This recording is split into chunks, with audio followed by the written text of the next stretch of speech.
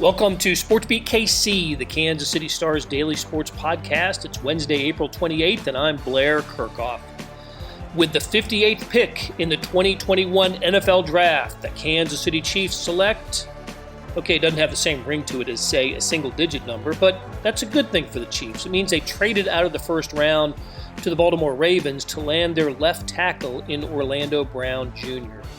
So unless the Chiefs trade back into the first round, Thursday they will sit on the sideline and watch others go to work. Still, there's plenty to discuss about the Chiefs in the draft, and we're doing it on today's show with star columnist Sam Mellinger and beat writer Sam McDowell. We talk about who might be available when the Chiefs draft in the second round. They have 2 picks in that round, by the way.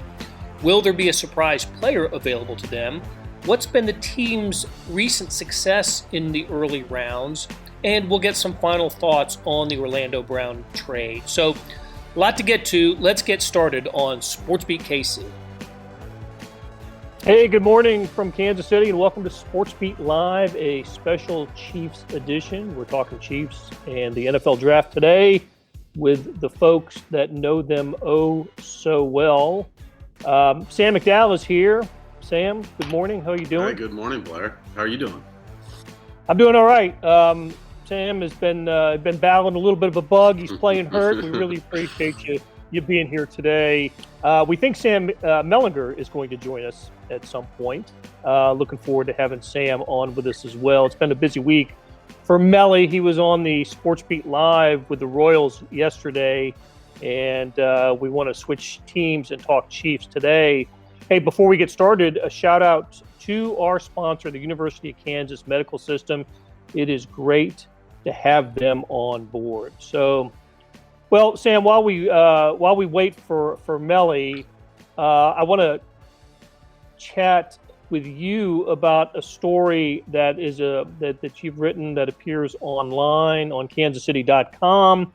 You know, this is the time of year for mock drafts, right? We're 2 days before the NFL draft, the first round of the NFL draft. It's on Thursday. The Chiefs do not, as we know, have a pick in the first round because of the trade for Orlando Brown Jr. However, of the millions of mock drafts that are out there for fans to look at, and heck, we contribute to that barge with Herbie Teope. I think he's done 4 mock drafts with a different pick in first pick for the Chiefs in each one, and they all included a first round pick. Of course, they were all written before the Orlando Brown trade. But as we learned talking to Brett Veach, the Chiefs do mock drafts, and that's part of their exercise as well. I found that to be pretty interesting. Yeah, I think that came in the last question in his press conference, and it's they do it because it's so unpredictable that one wild card in the draft in the first round can sort of throw off the whole thing. So they try and throw those wild cards in there. But Brett Veach also say, look, it's just a lot of fun. And when you're picking at 31, it's so unpredictable, the first 30 picks and what's going to be left when you're there. And now even more so. I mean, now their first pick isn't to 58. And so I think that they probably have a pretty good idea of what pocket of maybe 6 to 8 guys they might think that 2 or 3 of them will be there when they're there. And that's kind of the whole purpose, is going ahead and making those decisions that you're going to have, 12, 15 minutes to make once your pick comes.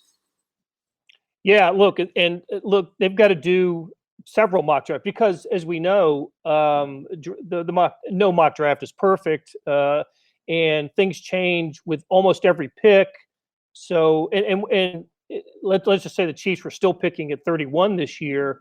So much would change for them before they got to their first round pick. Well, now that they don't have a first round pick, they don't pick until, was it 58? Is their first? 58 and 63 in the second round. So even more will change for the Chiefs. They've got to be nimble and flexible and just be ready to go based on if they keep that 58th pick, 57 players are going to be drafted before they get to choose, so they have got to be nimble on this. Yeah, and I would say, when you're talking about 57 guys being gone, they can probably pretty accurately predict about 45 to 50 of those guys, which ones are going to be gone. And, It's about, trying to predict those last five to seven guys.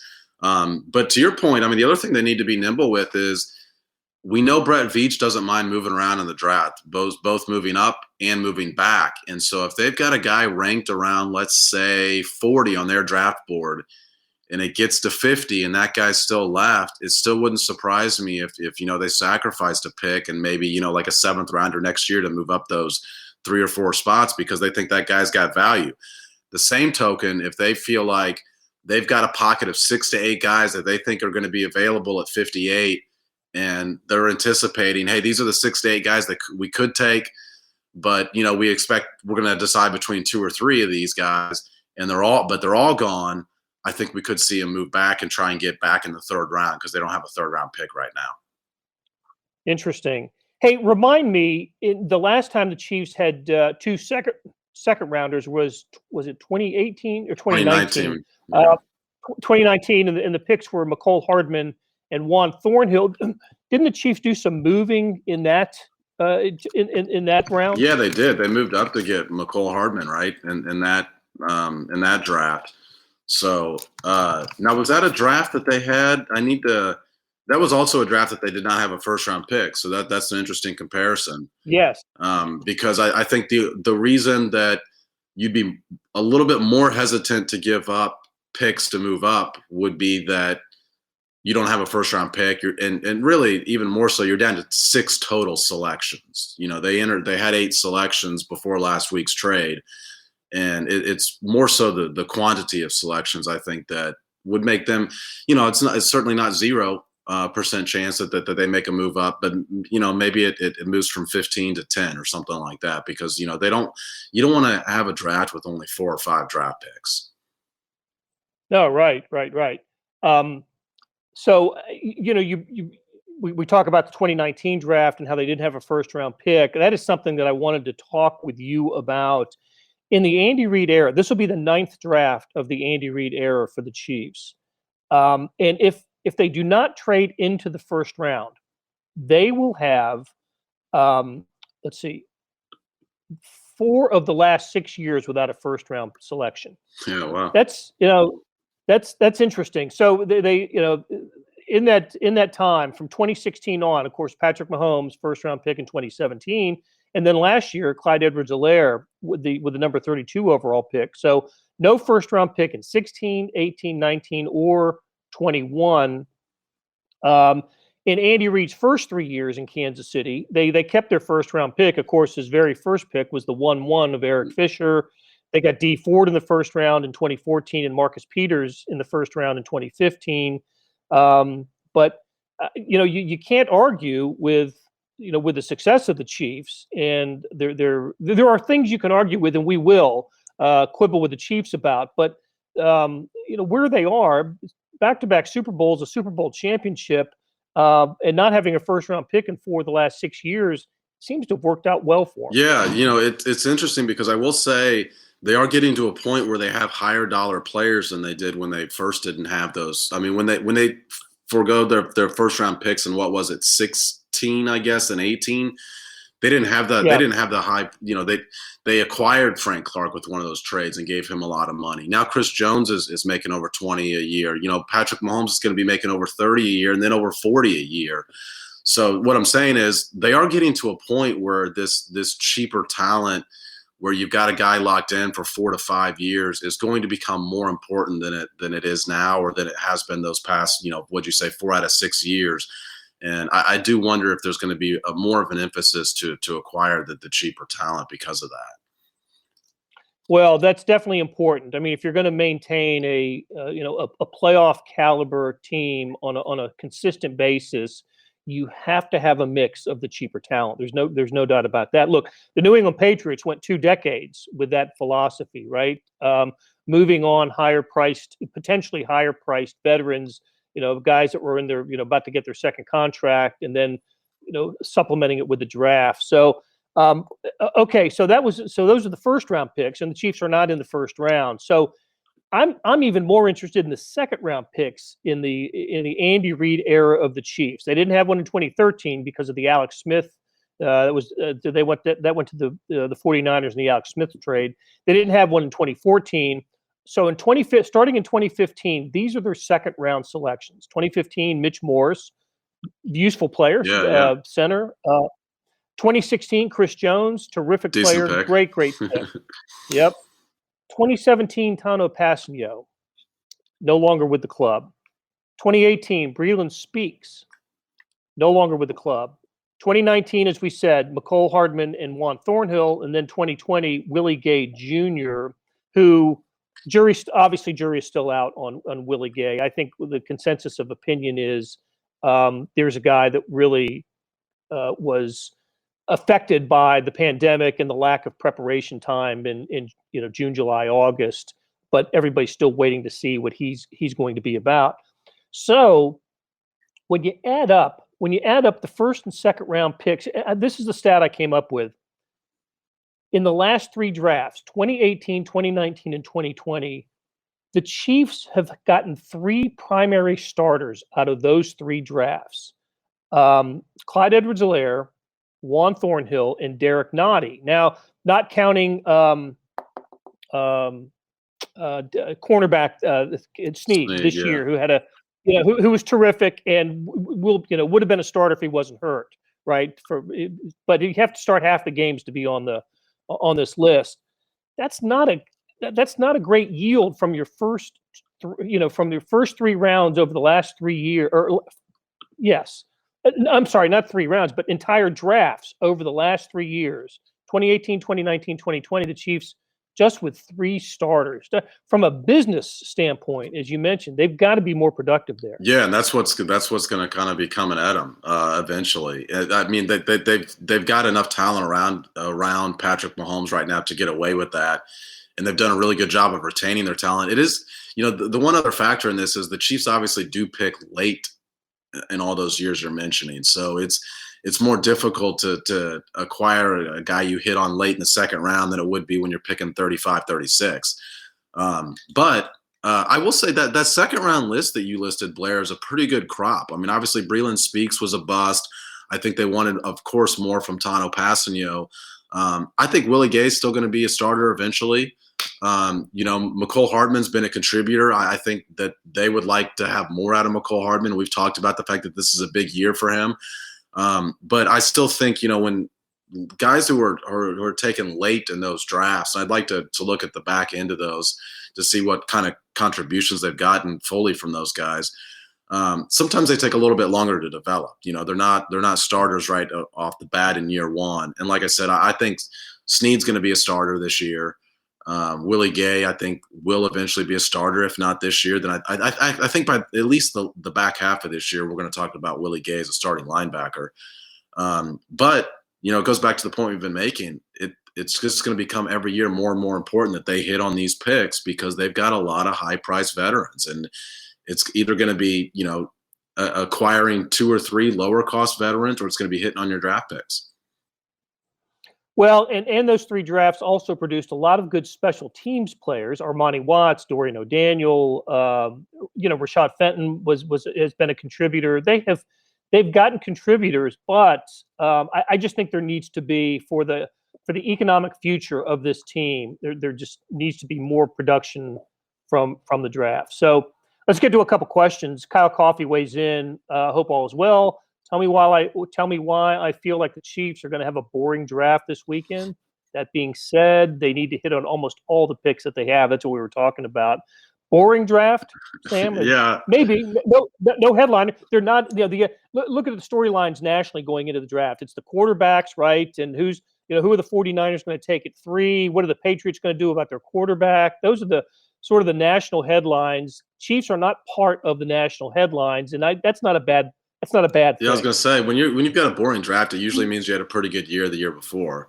And I don't think any Chiefs fan probably had an issue with them sacrificing their first-round pick to get a left tackle, because everyone's predicting they're going to take a left tackle, and you might as well get one that's got some NFL film and it's got a little bit more certainty than a guy you're picking out of the draft. But I don't know. There's some interesting storylines I still think in the potential second round. I guess I've got one final half mock draft coming out in the morning. with a couple second-round picks, and I think a couple of the guys could make for intriguing storylines. One guy I really like is Jabril Cox from LSU, North Dakota State, and he's a Raytown South kid. So for us in the media, Right. that would not be a boring pick. I think he covers really well for a linebacker. And, I think there's some people that thought, well, hey, they got Willie Gay last year because they thought he could cover.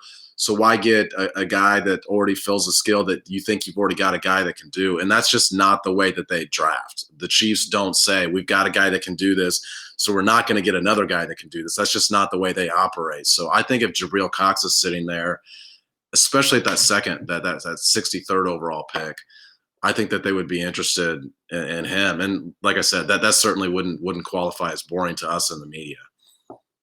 Well, that would be I would like that pick. He had a terrific career at North Dakota State, transfers to LSU as a grad student, and you think, okay, now he's going to find out what real college football is about. Ha ha ha. He had a really productive year for an LSU team that, listen, was mediocre, couldn't defend its national championship, but still was productive, and he'll be an NFL player. I like your thinking. I think the Chiefs, we read about all the position needs, right? We look at rush end, and we look at wide receiver, we look at cornerback for some. I think that linebacker position might come off the board early for the Chiefs, and in that first day on Friday for the Chiefs. Yeah, it's one of those, Blair, that they specifically mentioned at the onset of free agency that they were going to try and get one, and they haven't been attached to any names in the linebacker position. So I know Brett Veach said it was a little bit of a thinner class for linebackers than it has been in past years, but if you identify something as a need and you're not interested in any of the free agents available, it tells me that you're planning on addressing this at some point in the draft. Right. Another possibility at that position there is somebody that I think Herbie Teope had in his mock draft when the Chiefs were still in the first round, and that's the Collins out of Tulsa. This is Zaven Collins out of Tulsa as a possibility. And the other reason I think about it is that position. We talk about the pass rush, how it killed the Chiefs in the Super Bowl. Well, one of the reasons that was as effective as it was is because those Tampa Bay linebackers were so good and so active and had the Chiefs covered so well that That's a good point. So I would not be surprised if we saw a linebacker come off the board if one the Chiefs like is available on Friday. So let's talk about those positions of need. Do you see the Chiefs coming out of this draft with a day one starter for next season? Brett Veach said on Friday that they had identified 16 to 17 players in the entire draft who could come in and start right away. And that number surprised me. I thought going into a draft, you try to get your first round pick to start right away. And they only had identified 16 to 17 guys. You could argue they got a starter out of this draft already, when they trade a first round pick for Orlando Brown. Yeah. But I don't know that I think they'll draft a position where the guy will play, but I don't know if he's going to be a 16-game starter. If they get a wide receiver, for example, that guy's going to play. The same way we're not calling McCole Hardman a starter. He plays plenty. I don't know that they're going to – I could see them taking a wide receiver, too, in that spot. And I don't know that he's going to come in and start week one, but he's not going to be a guy who doesn't see the field. Right. Jermaine Grigsby is with us after picking Brown at left tackle. Seems like our focus should be linebackers. What are your thoughts? Yeah, I absolutely do think that as well. Well, look who's joined us. Sam. Hey, Sam. How you doing? I'm good. I'm good. How are you? We are talking NFL draft. We got Sam McDowell here, and now we have Sam Mellinger. And let's continue the conversation with positions of need. Sam McDowell and I and some of our audience are thinking linebacker is a possibility for the Chiefs, maybe early. Over the more popular positions of defensive end, wide receiver. The Chiefs have always talked about best player available, and that's a smart approach, smart attitude. But what do you think about the Chiefs taking a linebacker early? Yeah, I mean, I think some of it depends on what they think of Willie Gay, and that's a guy that we talked about. It seems like week after week during last season, it's like this isn't the game Willie Gay's going to play a lot. But if he could provide some speed there, then I think that they can look. If there's a stud linebacker that they love, go ahead and grab him. But if they believe that shortened off season, all these things really affected him, and they're still what they thought in there when they took him in the second round, then maybe that takes some of the pressure off of him. To me, I mean, I know everybody likes to talk about wide receiver, but to me, the position that maybe you guys have talked about this already, I apologize, but I think they need some defensive backs. I think they need some corners, especially, just to get some depth. L'Jarius Sneed's, showed a ton of potential, and not just that, production too. But I still think that they might be a little bit light there. And the other thing, I mean, that's just a position you can never have enough of those guys, right? But that's a position that I might look for them to target as well. Peter Alden asks, how confident are you that Austin Blythe will be the starting center week 1? Creed Humphrey could be a target at 58. Creed Humphrey, of course, the center at Oklahoma this past year. Sam McDowell, I think Austin Blythe is their starter at center. Yeah, he is. But when you look at their offensive line, for example, I feel like that they've made the overhaul that they were intending to make going into the offseason. But a lot of these guys are on one-year deals. Mike Rimmers is on a one-year deal. Austin Blythe is on a one-year deal. Kyle Long's on a one-year deal. Technically, Orlando Brown's in the last year of his contract. So is LDT. And so I absolutely think they're going to address the offensive line at some point, whether or not that's early or not. Like we've been talking about, I think that they're going to go into this draft saying we've got a pocket of so many guys that we think could be available, and they're going to draft whatever is the highest guy on their board. And if that's an offensive lineman, so be it. But if they get through the 6 picks without an offensive lineman, that would really surprise me. There's probably 3 positions that I think that they're absolutely going to get somebody at some point. And it's wide receiver, offensive line, and a defensive back. I think at some point in the draft, even though, cornerback, like Sam mentioned, it's a position you can't have enough of. I feel like they're okay there right now. So maybe it's not their second-round pick, but, we saw them take L'Jarius Sneed and Bo Peep Keys late last year. I think you could see a pick like that with cornerback at some point. They haven't gone offensive line in abundance in previous drafts, have they? It's like every other year there's an offensive lineman. There's Nick Allegretti 2 years ago, Khalil McKenzie a couple years before that, Mitch Morse, of course. Who am I missing from in the Chiefs draft offensive line? They just they just haven't gone there in the draft. They go late. They'll draft guys in the 5th, 6th, 7th round. Some years, but I guess I'm maybe parroting a little bit what Sam just said, but they could use some depth, just not necessarily. One thing the Chiefs do well, and this is a luxury that good teams have, but they tend to draft a year ahead of need, and so you get the guy in, you get him in your system, you see how much you can trust him, you get him better and all those things, and then he can play going forward, and especially, interior of the line. They don't know, like Sam just mentioned, the LDT contract situation. There's some hopes for Kyle Long, but he was out of football. You never know.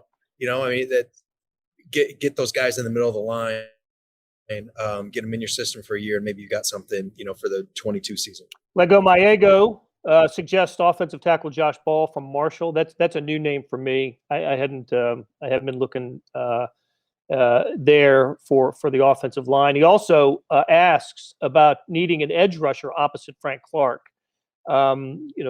Taco Charlton's not the guy, is he? I mean, they do need an edge rusher. Yeah, absolutely. And I think that the way they've made up their defensive line, adding Jaron Reed, that we're going to see more Chris Jones on defensive end playing opposite Frank Clark than we did last year. But they still need a guy there, especially a 1st and 2nd round guy or 1st and 2nd down guy. Because Taco Charlton's a nice guy to throw on there in passing down situations, but I like I said, that would be one of the positions I think they're going to get at some point during the draft. That makes Chris Jones better too, because he can play on the edge, and that's fine. I know he loves to do it, but when he's in the middle, I think that's when he's at his most disruptive. And the other thing about edge rush is, I know I just made the point about drafting a year ahead of need.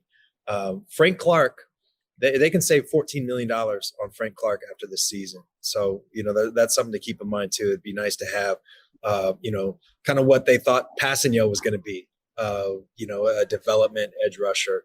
It'd be nice to have that for next year as well. Chris Jones, of course, set an NFL record, was it 3-4 years ago, playing on the outside with sacks in 11, I think it was 11 straight, final 11 games of the regular season. So, yeah, you can look, he'll play where he's asked to play. And you're right, Sam, he is disruptive in the middle. I just love seeing him come off the edge. And Paul Chamberlain asks, how confident should we be in Lucas Niang?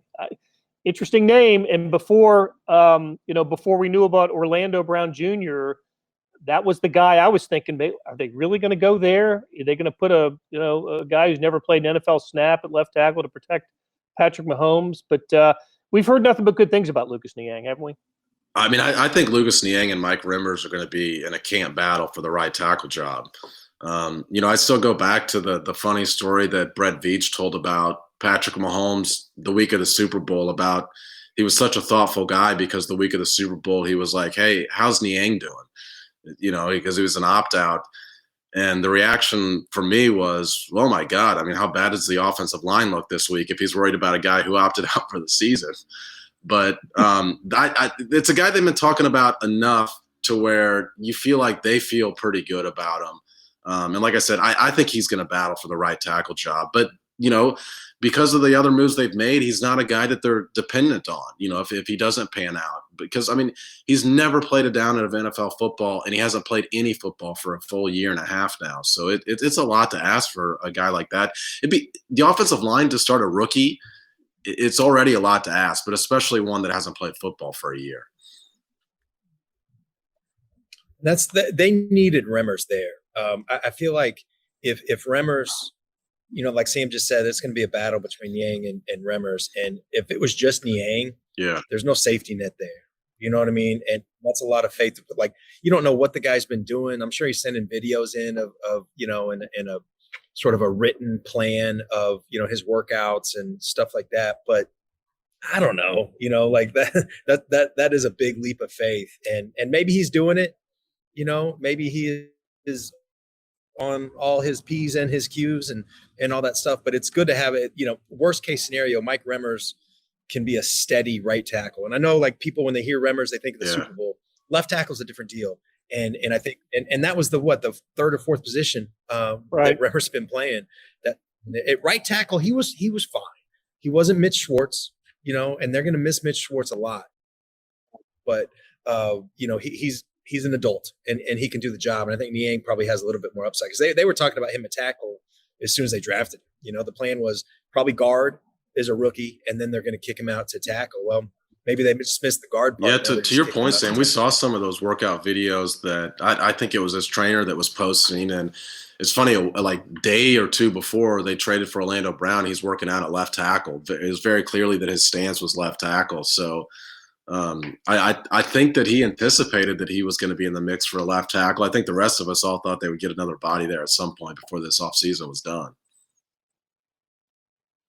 Brian LeBurge asks, do we think there'll be a surprise player at 58, kind of like how DK Metcalf fell a couple of years ago? I'm wondering about the North Carolina wide receiver, Sam McDowell. Yeah. Interesting guy to me. Yeah, he's a guy I've had a lot of my lists, because I think he's a guy who would fit here.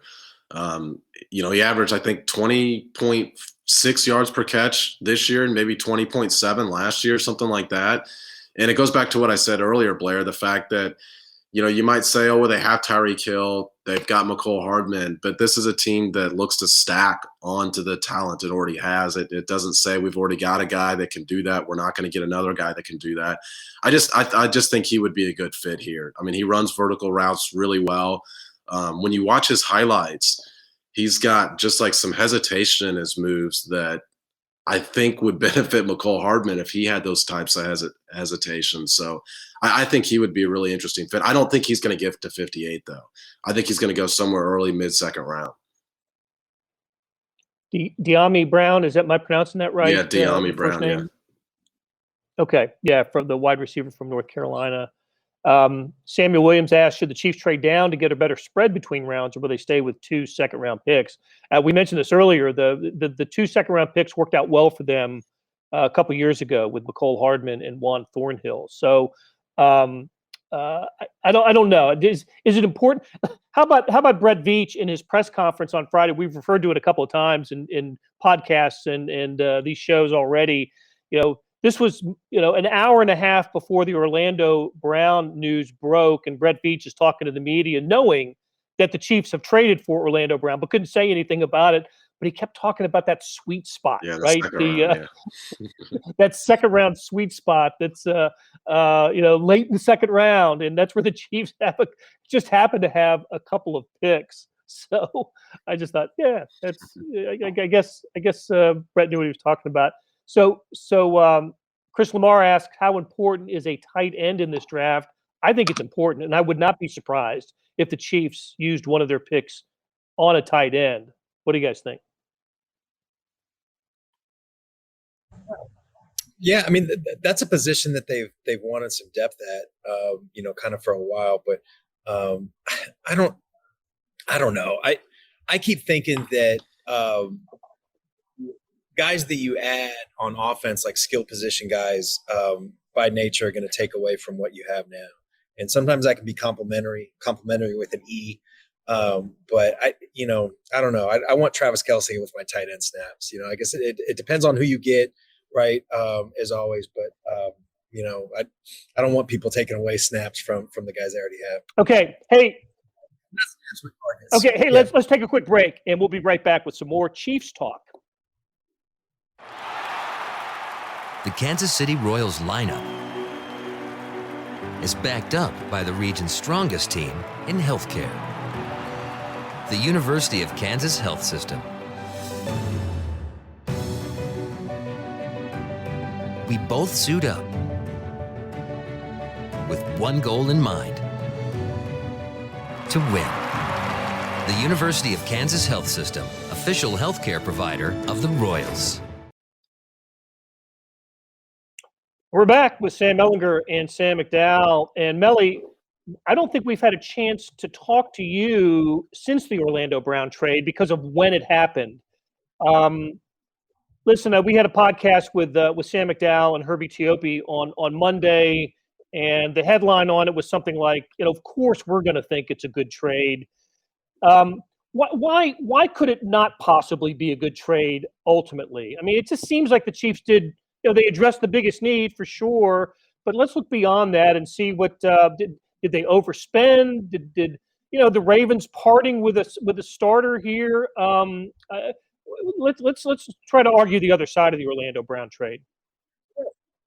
Yeah, sure. I mean, I think that part is pretty straightforward, and it's that you've got 6 games I think of tape on Orlando Brown as a left tackle, which isn't a ton.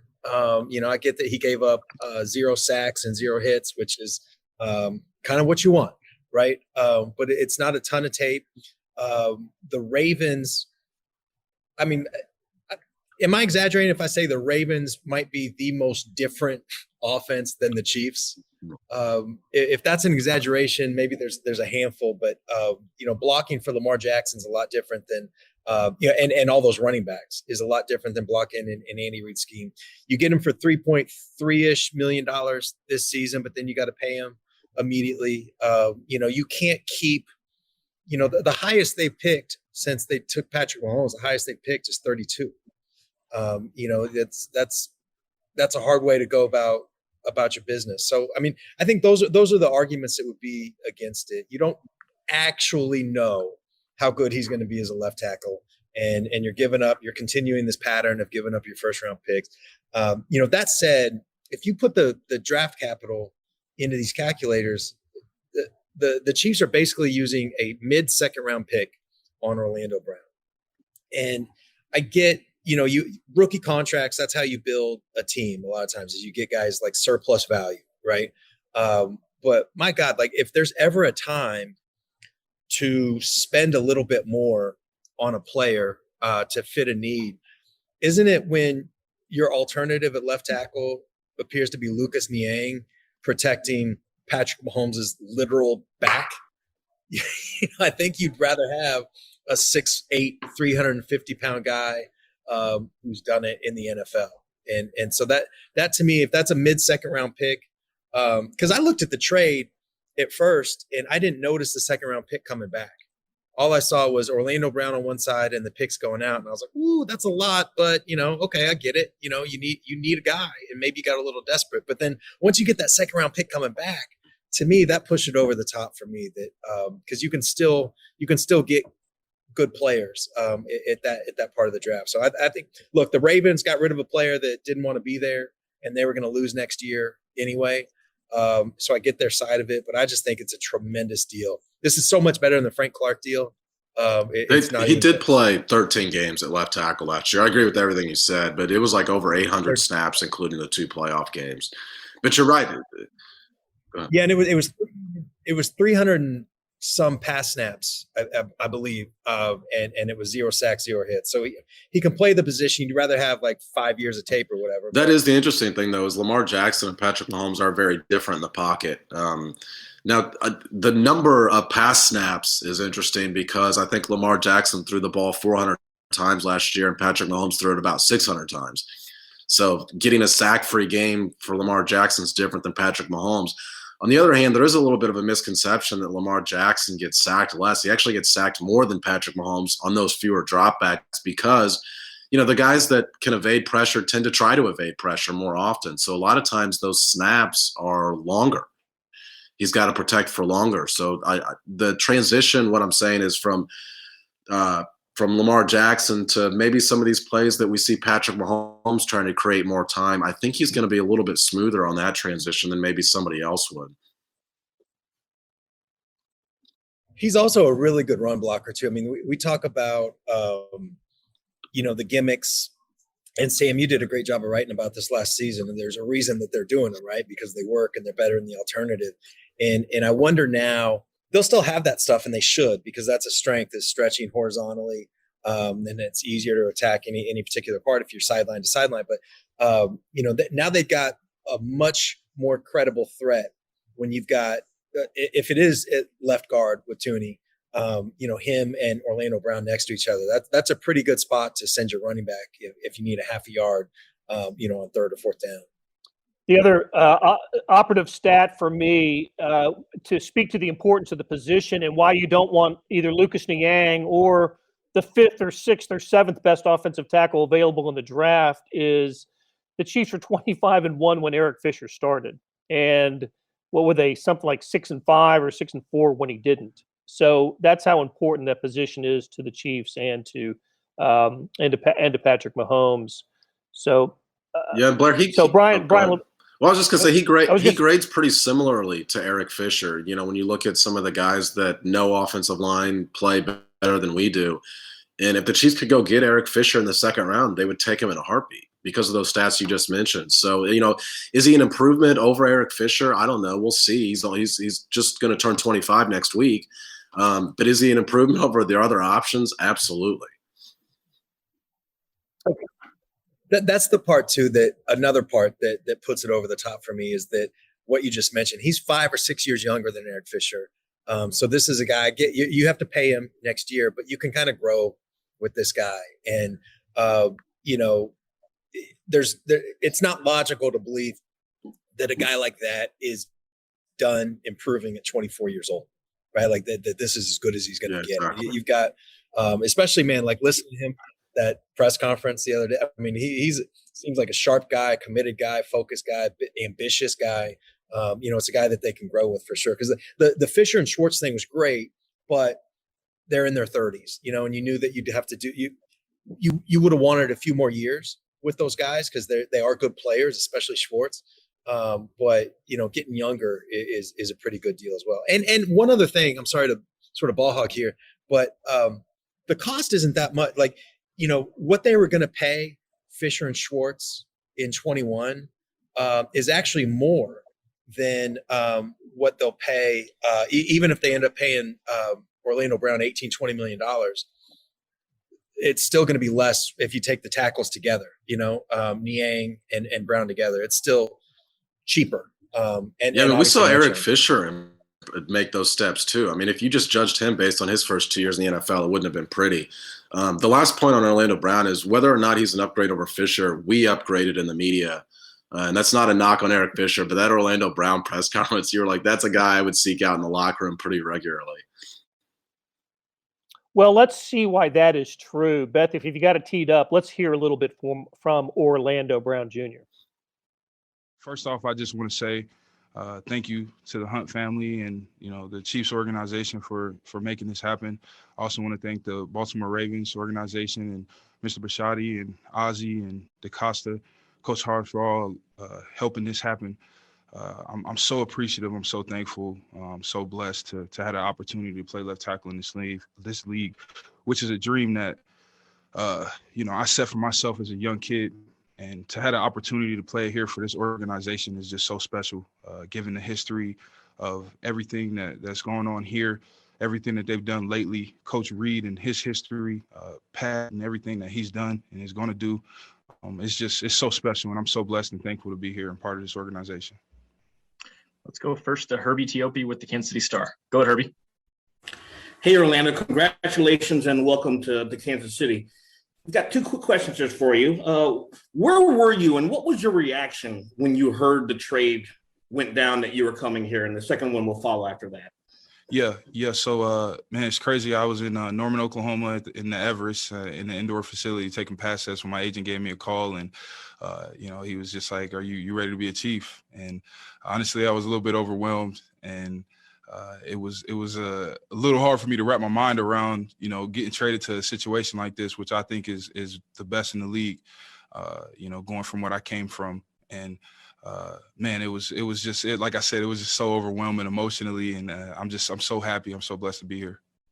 And my final question is obviously a lot of excitement from your now new teammates. How many have you heard from, especially Patrick Mahomes? Have you heard from Mahomes? Yes, I have. Yeah, I have. I've heard from him. I've heard from a few past teammates in Baltimore as well. And everyone has nothing but great things to say about this organization, to say about the city of Kansas City. I'm just, like I said, I'm just super excited to be here. Let's go next to Nate Taylor. Go ahead, Nate. Hey, Orlando, just what is your initial thoughts of the Chiefs offense? And then secondly, there's been some discussions about maybe you playing out the final year of your rookie contract. Just how optimistic are you about playing beyond just this next season in Kansas City? Yeah, I want to be here for a long time. I do. And, I'm going to make sure I take care of my part, and that's handling my business on the football field. As far as the offensive scheme here, I've watched a lot of film on Kansas City, just like I'm sure every other NFL team or NFL player has. I know a little bit about the system. I look forward to learning a lot more, but I'm just excited, man, to be in the system, to have the opportunity to really showcase my talents. They do a lot of different things here than we did in Baltimore, just schematically. So, man, I'm really looking forward to that. Okay, he went on for about 15 minutes. It was a great Q&A session with Orlando Brown. Thought you guys might want to hear what we heard. This was back on Friday. So Monday. All right. Was it Monday? Yeah, the news happened Friday. Brett Veach was Friday. Orlando Brown was on Monday. Yeah, I will say, though, one of the reasons that I came on this show, even though I was sick, was you promised me that Herbie would not be here. And then we get a Herbie appearance 40 minutes in. Herbie had to take care of some personal business this morning, but somehow Sam McDowell and Sam Mellinger, you have managed to carry the load as you often do. So, all right. The NFL draft on Thursday in Cleveland. Cleveland becomes the second city after Las Vegas last year to host the NFL draft in a pandemic, which means it'll be pretty limited. And we're hoping, I guess, by 2023, those limitations will not be in effect, because that's when it's coming to Kansas City, with Union Station, I believe, as the central place for the draft, where the studio will be, and where maybe the fans on the Liberty Memorial. I guess I don't know exactly where it is, or maybe that hasn't been determined yet, but it is coming to Kansas City, and I know Union Station is going to be a big part of it. So that'd be kind of cool. Won't it? Yeah, the best part is like the Chiefs will not have a first round pick. They'll trade out of the first 2 days then. Yeah, they'll trade it for a corner or something. First pick will come from Whiteman Air Force Base. Yeah.